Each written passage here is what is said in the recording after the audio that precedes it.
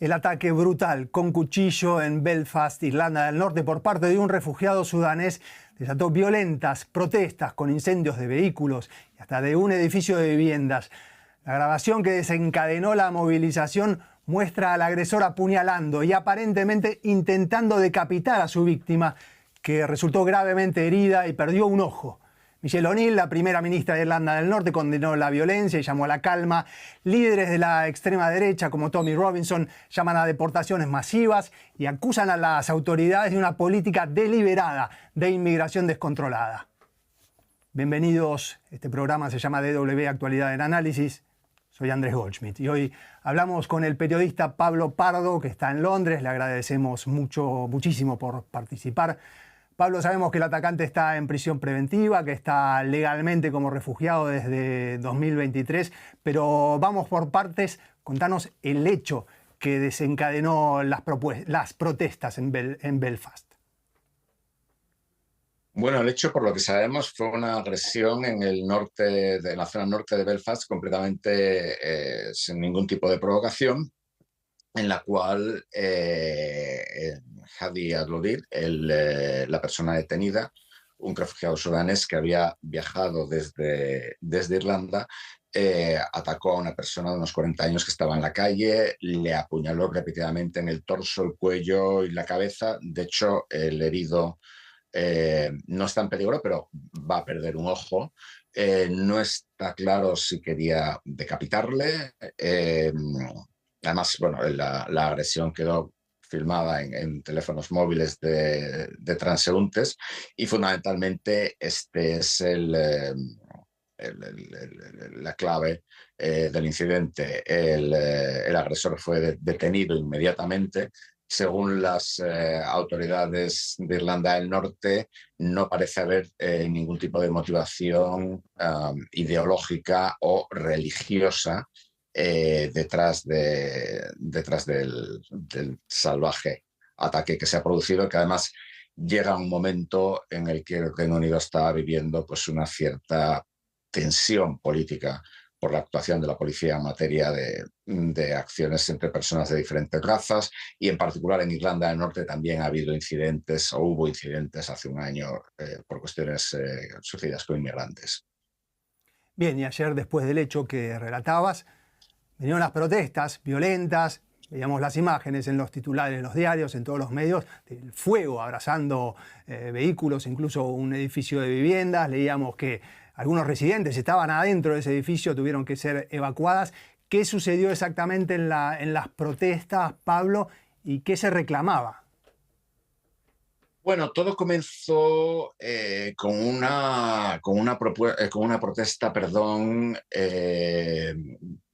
digamos, más o menos pacífica, similar a la que se produjo hace 2 semanas en Southampton, a raíz de la muerte de Henry Nowak, otro caso de otra persona que en este caso murió en un altercado con una persona de origen Sikh.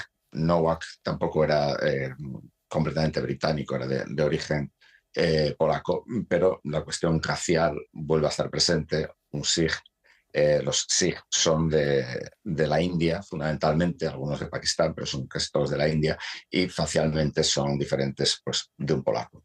Digamos que las protestas se iniciaron pues, con cierta tensión, como sucedieron las de Southampton, donde hubo creo que 11 detenidos, pero rápidamente degeneraron pues casi en una especie de pogromo, vamos, de ataque dirigido a comunidades inmigrantes y también de acciones de puro vandalismo, incluyendo el incendio de un autobús público, de transporte público, varios vehículos, unas viviendas en las que había gente y, digamos, unos niveles de violencia que se desconocían desde hacía mucho tiempo en Irlanda del Norte. Digamos que no era agredir tanto al agresor que está en la cárcel o detenido, sino a personas percibidas como inmigrantes o pertenecientes a minorías. Y precisamente esto ha encendido todavía mucho más los ánimos, hay que tener en cuenta que la oposición británica ha tomado una postura muy dura contra el gobierno laborista de Keir Starmer. En particular, el partido ultranacionalista Restore Britain, que es una escisión del partido nacionalista Reform UK, que es el partido de Nigel Farage, el padre ideológico del Brexit, pero estos son mucho más duros y ya tienen algunas circunscripciones, pues un 10% del voto.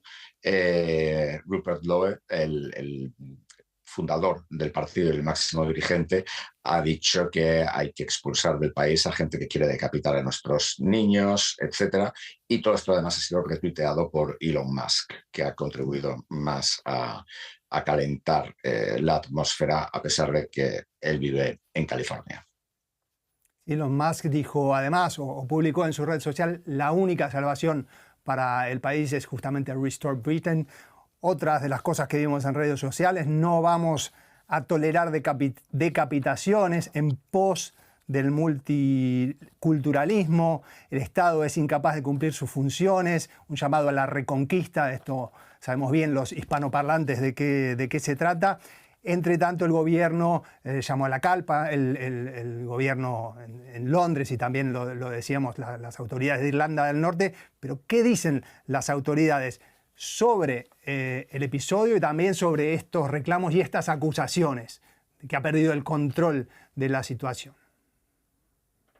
Tanto las autoridades de Irlanda del Norte como el gobierno británico coinciden, digamos, en primer lugar en llamar a la calma, en segundo lugar en rechazar los disturbios, en tercer lugar atribuir los disturbios, digamos, a agitadores profesionales.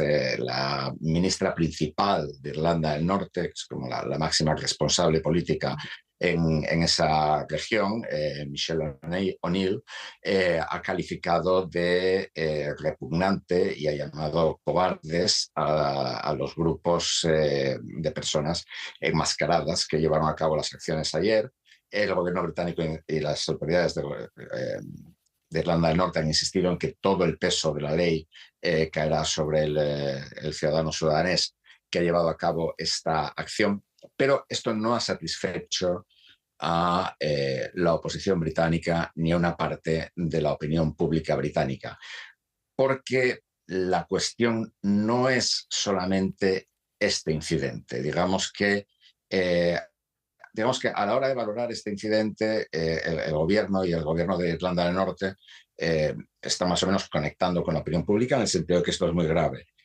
Sin embargo, lo que no están tocando es lo que existe por parte de un segmento de la opinión pública y también por parte de la oposición, de que, por decirlo de una manera clara, la policía británica actúa de manera más benevolente cuando un agresor no es blanco.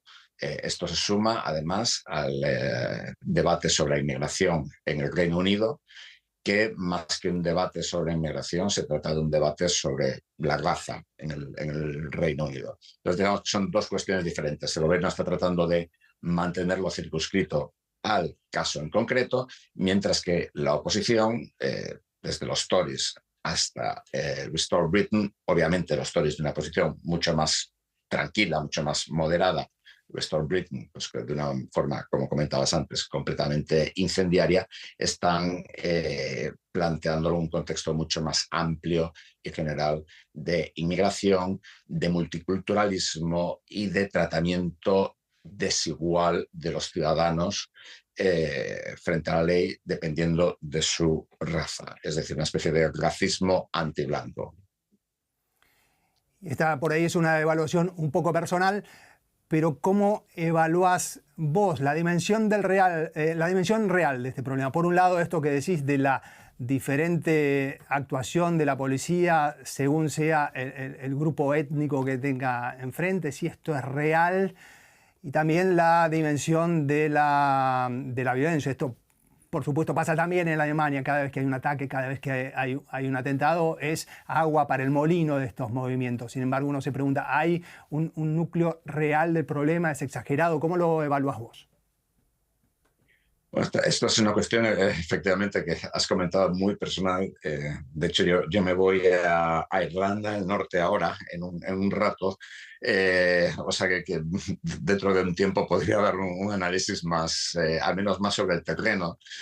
Yo creo que depende también mucho de las regiones. Es decir, en Southampton, donde fue el caso de Nowak, hubo disturbios, pero no alcanzaron este grado de violencia. Irlanda del Norte, pues por una práctica guerra civil entre protestantes y católicos que duró 50 años, sí que tiene una tradición, digamos, más violenta.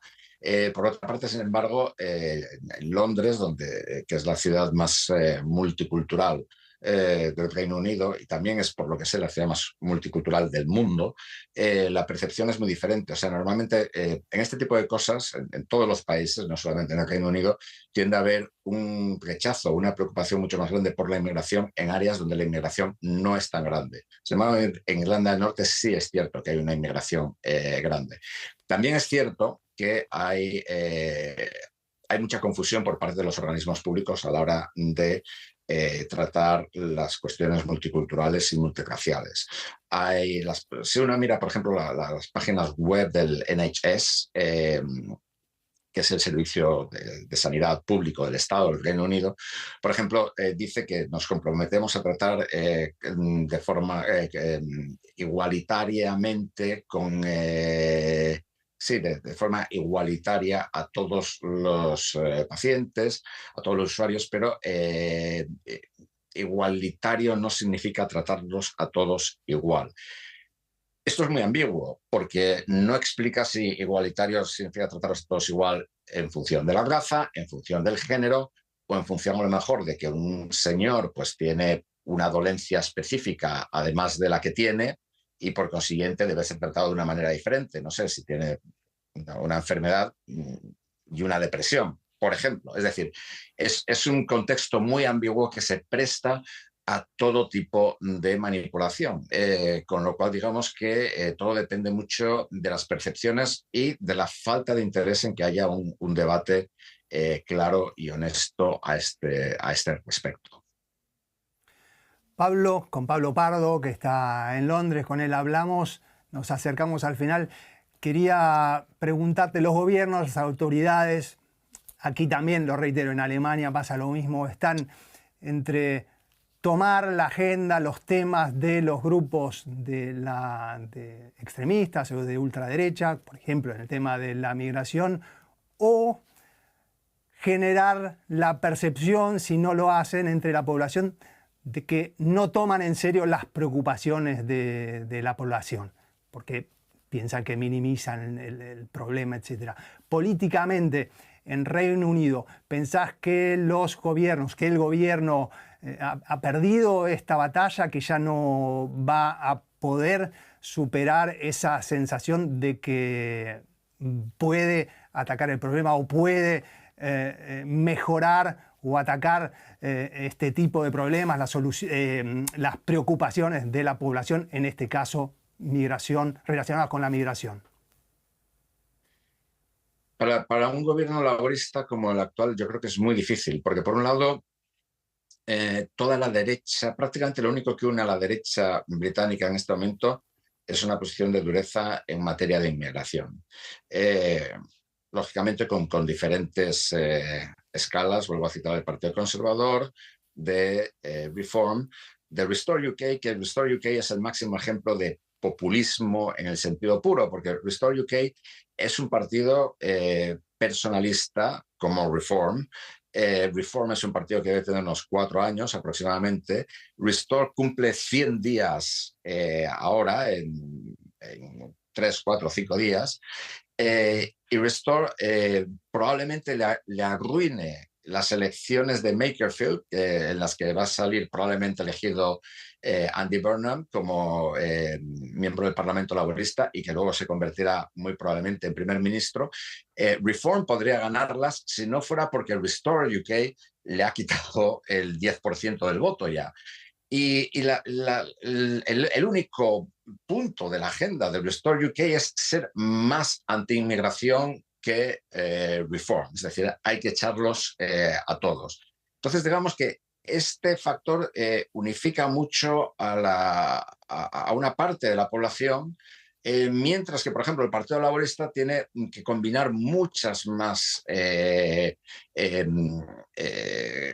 tendencias y muchas más sensibilidades. O sea, tiene desde sectores que son diametralmente, o sea, muy estrictos en inmigración, a niveles cercanos a los Tories. La ministra del Interior es un ejemplo de ello, y que exigen que la ley se cumpla, hasta sectores que son completamente favorables a la inmigración y que están dejando el Partido Laborista en favor, por ejemplo, de los verdes, porque consideran que los laboristas son demasiado duros en materia de inmigración. Digamos que la división en el centro izquierda y en la izquierda es mucho más grande que en la derecha. El partido Tory, para sobrevivir, ha tenido que aproximar sus posiciones a Reform, y aún así no está claro que consiga sobrevivir en materia de inmigración, pero sí que está claro que hay una posición cada día más básica. Y esto no solamente pasa aquí, es decir, en Suiza este domingo se celebra un referéndum